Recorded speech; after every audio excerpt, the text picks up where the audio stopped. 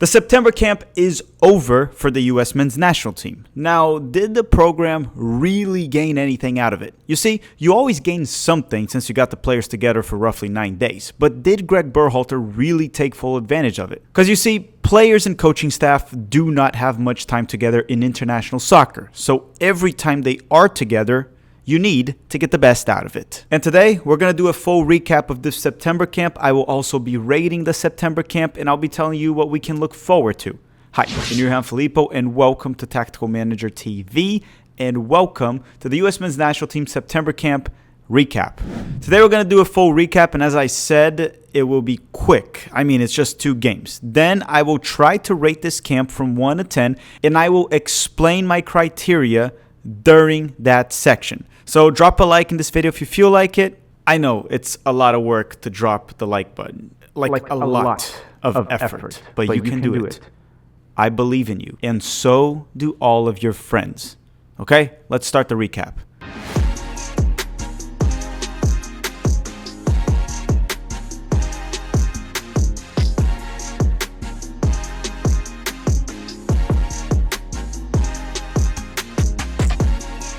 The September camp started off with the United States defeating Uzbekistan 3-0 in St. Louis, a city that is absolutely not the soccer capital of the United States, despite being a fantastic soccer city. I want to make that clear. Nothing against St. Louis. But no, I'm still dying on that hill. It's not the soccer capital of the United States. But hey, massive props to all the fans that went to the game and booed Gregg Berhalter. I truly appreciate it, and I love you all from the bottom of my heart. And speaking of Berhalter, this was the first game back from Gregg Berhalter ever since he was rehired back in June. And this was one of the most Berhalter ball-like performances you could have imagined. Essentially, we even called it melatonin ball or NyQuil ball, whatever you want to call it. And sure, it was a 3-0 win, which is very good. But when you put all the context of what happened, it was the most mediocre 3-0 win in soccer history. Maybe the most mediocre 3-0 win in sports history, even though other sports have different scoring systems, so 3-0 might be a result. Like in football, or NFL in this case, like you can't really win 3-0, right? I mean, I guess you can. Has that ever happened? Because you see, these are friendly, so how you perform matters more than the result itself. You're essentially preparing for a competitive tournament, so how you play matters a lot. You want to have defensive solidity, which we didn't. Uzbekistan actually had some good chances and even hit the post throughout the match. A better opponent would have punished us. You do also want to see good and diverse patterns of play, which we didn't. We just saw endless crossing, and they were mostly terrible. You want to see us creating plenty of goal-scoring opportunities, which we didn't. You want to maybe also look dangerous on set pieces, which, yes, you guessed it, we didn't. Now it's time for some extra context about this game. Let's add the fact that Uzbekistan is really not a good opponent. They're very weak. It's not a good national team. They are barely even a top 10 nation in Asia, which is not that great of a confederation. It might not even be better than CONCACAF, maybe a little bit better or about the same. We must also remind everyone that the US men's national team was playing at home. Uzbekistan had a 20-hour flight in a different time zone, and 2 out of our 3 goals happened during added time, while Uzbekistan was playing a man down for a few minutes by then. So I said this before and I'll say it again. This was an extremely mediocre 3-0 win. 3-0 doesn't really tell us the story of this game. So with that said, why don't we talk a little bit about the game itself? Gregg Berhalter started off putting a starting 11 on a 4-3-3 formation. Of course, he loves himself a 4-3-3, with Matt Turner on goal, Dest on the right, A-Rob on the left back position, Tim Ream and Chris Richards as the 2 center backs, Luca De La Torre at the 6, Yunus Musa and Weston McKennie as the 2 8s at the central midfield position, Tim Weah on the right wing, Christian Pulisic on the left wing, and Fuladin Balogun as the center forward. And we actually looked fine early in this game. Not great, but competent for the first 20 minutes. After that, we didn't look so good. Things got even worse when Luca De La Torre was subbed out at the 35th minute with a broken nose for Tanner Tessman. The drop-off right there was terrible. Tanner Tessman wasn't good, and Luca De La Torre was actually having a good game. And I would even say that we sort of got outplayed by Uzbekistan till probably the last 10 to 15 minutes when we were a man up. The game ended 3-0 with goals scored by Timothy Weah at the 4th minute, Ricardo Pepi at the 91st minute, and Christian Pulisic off a penalty kick at the 93rd minute. In terms of individual performances, almost every single player was poor, with rare exceptions that weren't also great. They were just average. But if this makes you feel better, Mexico ended up tying Uzbekistan 3-3 a few days later. So at least we got that going for us, which is nice. But Mexico is not very good, so I don't even know if we care at this point. Like, we also keep beating Mexico, so I don't even know if that matters. Now let's talk about match number 2, which was better. It was against Oman. I guess we played better, and the opponent was also worse. The second match of this window was played in Minnesota, which somehow it was actually cold in September. Like, it's literally mid-September. It's 100 degrees here in Florida, and it was like mid-50s in Minnesota. This match ended with a 4-0 United States win over Oman, and this was actually a convincing 4-0 win. Not mediocre, we probably could have scored even more. But yes, take into account the opponent. Oman is really bad. And I'm not trying to disrespect Oman. It's just not really a good national team. Neither is Uzbekistan. These are teams that don't qualify to the World Cup. And even if they qualify to 2026, they're one of those teams that will go to the World Cup just being happy to maybe score a goal. For this match, Gregg Berhalter put once again a 4-3-3 formation, but this time with Ethan Horvath on goal because Matt Turner was not available due to personal reasons. His wife, I believe, was having a child, so he couldn't be there. Dest on the right back, and Christopher Lund got his debut. Not his debut, he played on the previous game, but he got his first start for the United States on the left back. Musa played as a 6, since Luca Del Torre was recovering from a broken nose. McKennie and Tillman played as an 8. Yes, Malik Tillman played as an 8, not as a 10.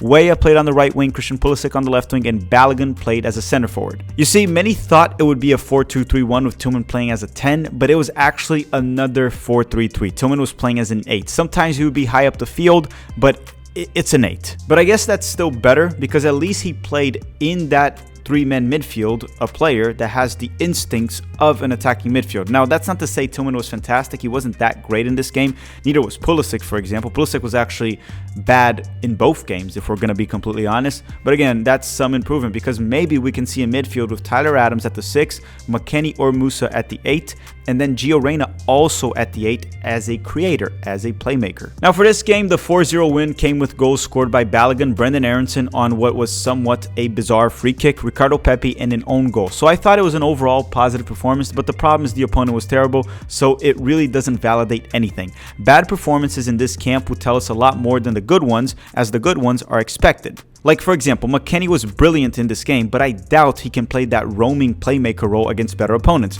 Yunus Musa was fantastic at the 6, but we need to see how he can do against better opponents, even though he was good at Nations League playing as a 6. Let's see how he does against Germany. Let's see how he does against Ghana. Let's see how he does in the Copa America maybe, but it is a viable option, but these games in this camp don't validate that.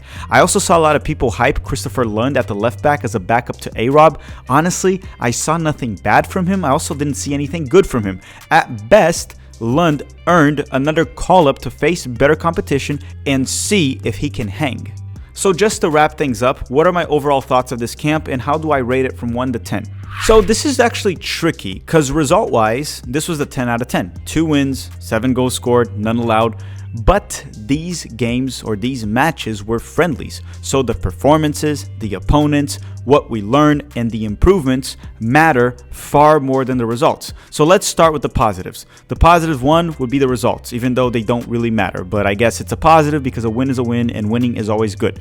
Another positive would be that the roster was good. So at least we got most of our best players to practice together and hopefully they continue to bond, build chemistry. Those are positives, which I am assuming they happen. There are also no major injuries, so I guess that's a positive. Luca Del Torre broke his nose, but he probably won't miss any time. Outside of that, I can't really think of any other positives. Now let's go to the negatives. Well, one of the negatives is that the opponents were almost as bad as Caribbean islands, so no good performances are validated. Therefore, I conclude that in terms of talent evaluation, this was a big waste of time. The only thing that was good is players that didn't play well, like for example Tanner Tessman, they definitely got their chance. Maybe they'll get another one in the future, but probably not in the short run. I guess Pulisic underperforming doesn't really affect his position in the depth chart because that's Christian Pulisic. He's still our best player. But I do want to say once again that I was extremely disappointed with Pulisic this entire camp. Another negative is that it was the same old Berhalter ball system with no changes, no progress. Berhalter was rehired in June, and we are still playing the same exact way with no improvement from 2022. He did nothing ever since he was rehired. He didn't talk to Gio Reyna, and on top of that, he clearly does not know how to utilize Balogun as we saw it in camp. And listen, that's not just me saying. Berhalter said that himself. Quote Berhalter. And these are Berhalter's words, not mine. I think we're still trying to figure out the best way to utilize Balogun because we know that he's high quality. He made a number of good runs behind the back line that we didn't pick up. So he's still integrating on that side. Gregg Berhalter on floating Balogun. What the heck has this guy been doing since June when he was rehired? Balogun was clearly well utilized against Canada Nations League. They have figured it out. He could have watched him in France. What do you mean you still don't know how to utilize our best 9, one of our best players? I can't with this guy, man. I seriously can't. And even tactically, in the second game against Oman, it was very weird. In the defensive shape, it looked like we were playing a 4-4-2 diamond where Balogun would drop to help defend, so you can't really utilize him in transition because you had Pulisic and way up top. Balogun was almost like the playmaker of it. I just don't get what he's trying to do. There were rumors that Balogun is frustrated about that. I don't know if they're true. I'm not going to comment on that. What I will say is he definitely doesn't know how to utilize Balogun, and Berhalter kind of admitted that himself. And are there any more negatives? No, not really. But it almost feels like if this camp never happened, nothing would have changed. It was only to inflate Gregg Berhalter's winning record and the propaganda that US soccer will run with. So for that reason, I will rate this camp a 2 out of 10 at best. The only good thing of it is that you got the players together. That was the only good. Outside of that, it was a complete useless waste of time and a bit worrisome for the future because Berhalter hasn't really changed. Yeah, man, it was mostly useless. Crap, I guess, despite the results. And I'll tell you one thing, I'm actually kind of tired of Berhalter at this point. I'm really tired of just repeating myself multiple times, but it's what we have, right? We have Gregg Berhalter. What else am I going to say? Now, what do we have to look forward to in the future? Next up will be the October camp where we will be facing Germany on the 14th and Ghana on the 17th. The German side that has been struggling has fired Hansi Flick, and they literally beat France 2 or 3 days after they fired Hansi Flick.